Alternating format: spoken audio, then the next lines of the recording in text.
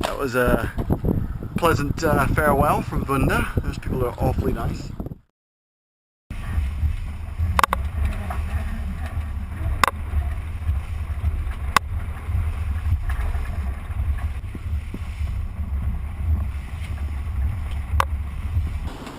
Sun is about to set. No land in sight at all. Wind's just up and down a little bit. It's between 22 knots and 18. So I messed around with the reefs a little bit. Put the got double reef main and no reef in the jib anymore. And I seem to be doing about 5 knots constantly. Not great, but it's because of the sea state. The seas are getting a little bit bigger and slowing me down.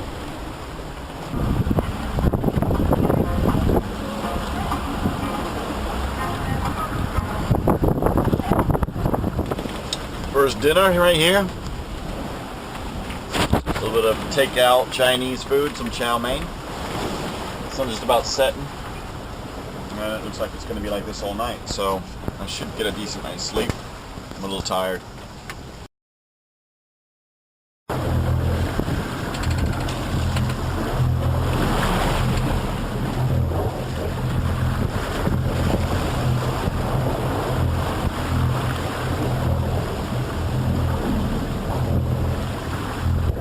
Still day 2 and the wind dropped to below 8 knots, so the engine's on. It's running at about 1500 RPM for us to conserve fuel.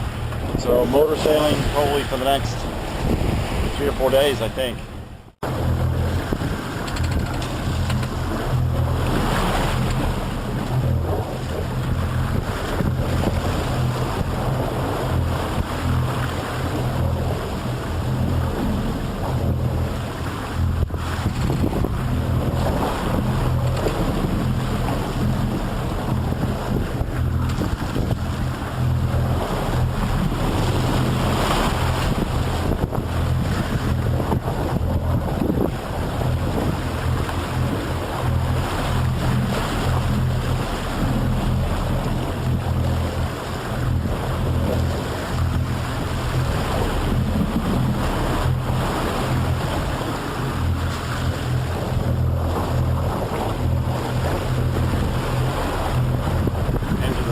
Hours, only covered about 116 nautical miles. It's about 4.8 knots, not very fast.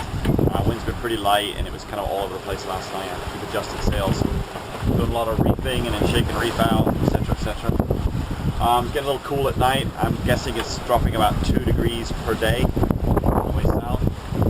Had a blowout on one of my battens. The stitching has come undone on the luff.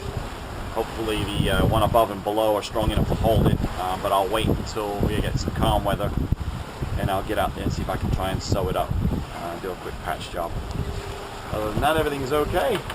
Enjoying my dinners, looking forward to my dinner each night. Keeps me going.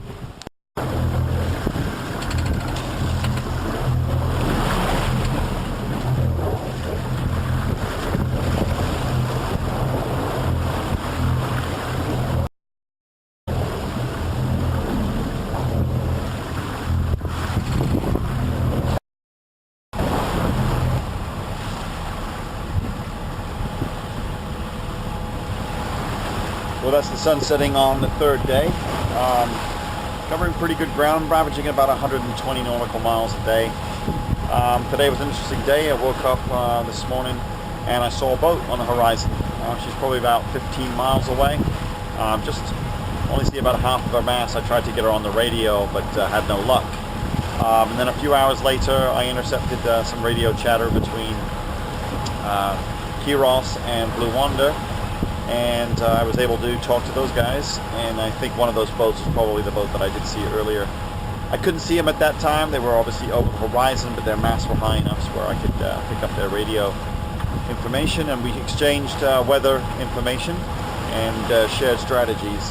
I'll rethink my strategy tomorrow and get some more weather information, and at that point I'll decide whether or not I am going to continue heading slightly east to catch that southeasterly wind off of New Zealand, or start heading west.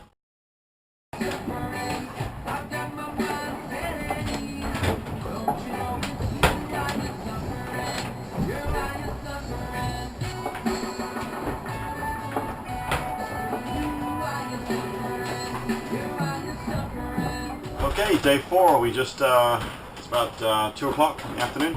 Just crossed the Tropic of Cancer. I'm doing really well now with the motor off, doing about 5.5 knots. There's only about 12 knots of wind, but it's on a good angle. I'm going to keep this up so I can get I need an additional 150 nautical miles so that I have enough fuel to get me all the way to New Zealand.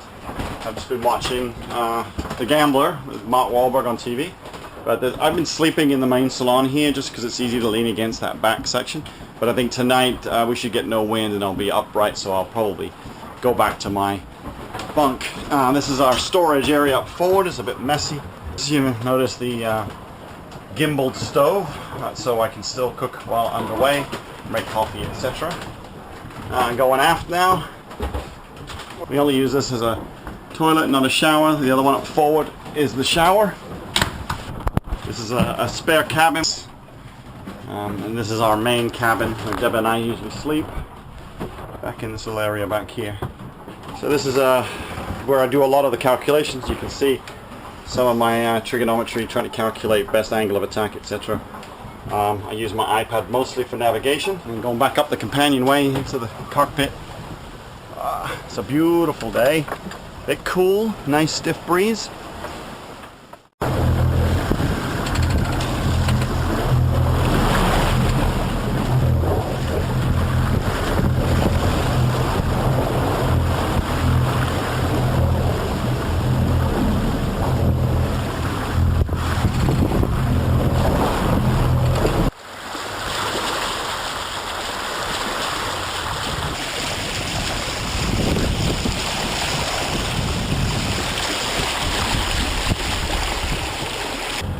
Wednesday, day 5.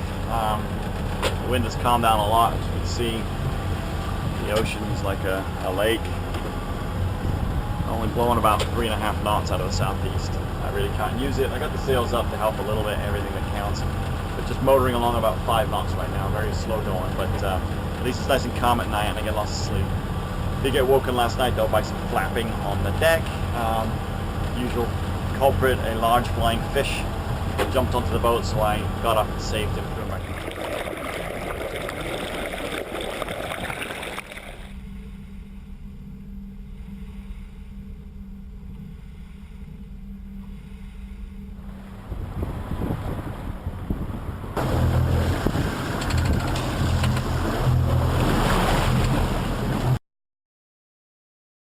Just waiting for the wind.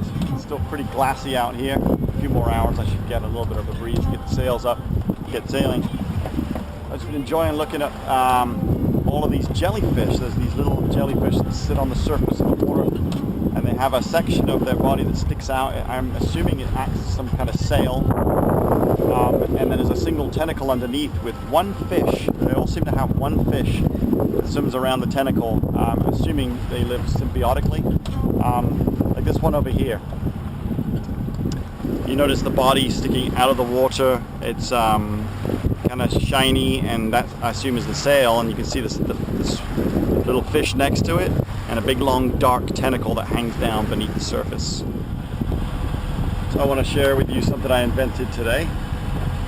I took 3 Fiji water bottles, strung them together, making a little cascade all the way out overboard, and step up, and it's a Fiji urinal. Well, safer than going down below during rough weather or hanging your stuff off the side. And now for the Fiji urinal demonstration.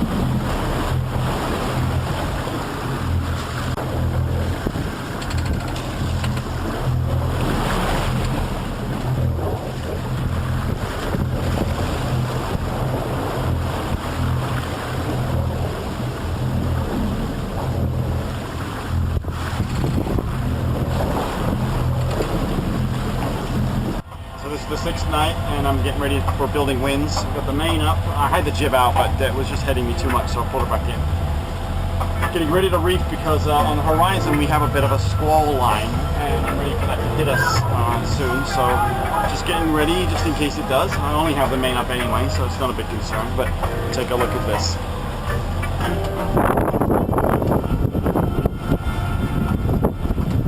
Some pretty nasty dark clouds, and it's definitely raining down there, so maybe I'll get lucky and the rain will all be petered out by the time I get there, and I won't be hit by the big winds.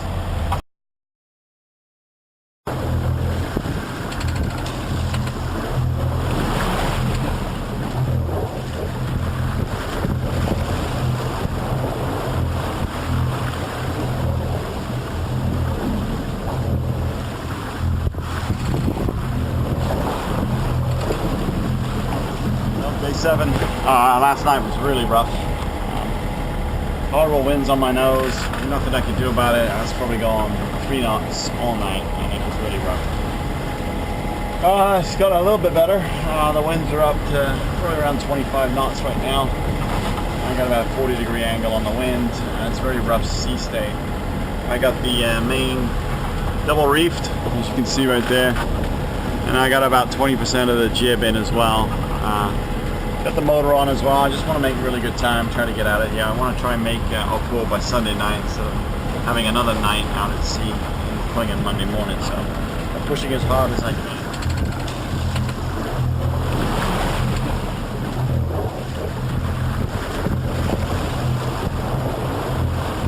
Day 8. Wind and seas have calmed down a lot, which is good. Because we had an incident last night. One of the worst things that can happen when single-handing is to lose the auto helm. How do you steer by yourself without being able to go to sleep? Well, that happened to me last night about 2 o'clock in the morning. I was woken, the boat had rounded up and had tacked over by herself. Sails were flogging, which woke me up. So I ran up into the cockpit in my pajamas, just to steady the boat. There was no frame of reference, there was no moon, I couldn't really see, so it took me a little while to get the boat stable. And then I sat there thinking, what am I going to do now? I'm really cold. I can't steer this boat like this for very long. So quick thinking, I steered the boat into the wind, furled up the jib first, then I sheeted in the main as tight as I could. Then I fell off onto a port tack about 20 degrees off the wind, and then I lashed the helm with about a quarter turn to starboard, just so that almost like heaving to, so that the boat wanted to round up, but then the helm counteracts that. So with that and the boat stabled, I could then now take my time and diagnose the problem. So I came down below. First thing of order was to get dressed. It was very cold last night. Then I crawled into the back section of the boat, only to discover that the ram from the Autopilot had actually unscrewed from the top of the rudder post.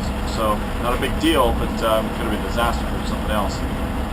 So with a quick repair later, I was back underway. So that was disaster avoided.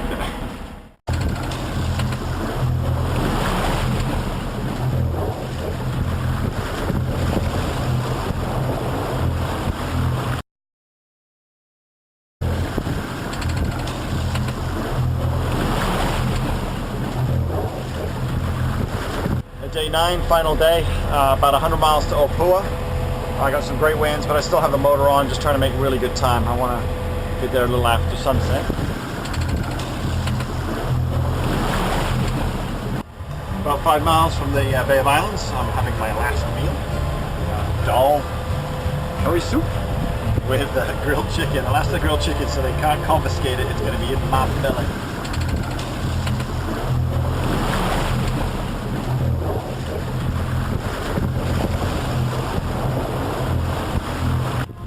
Now in the Bay of Islands.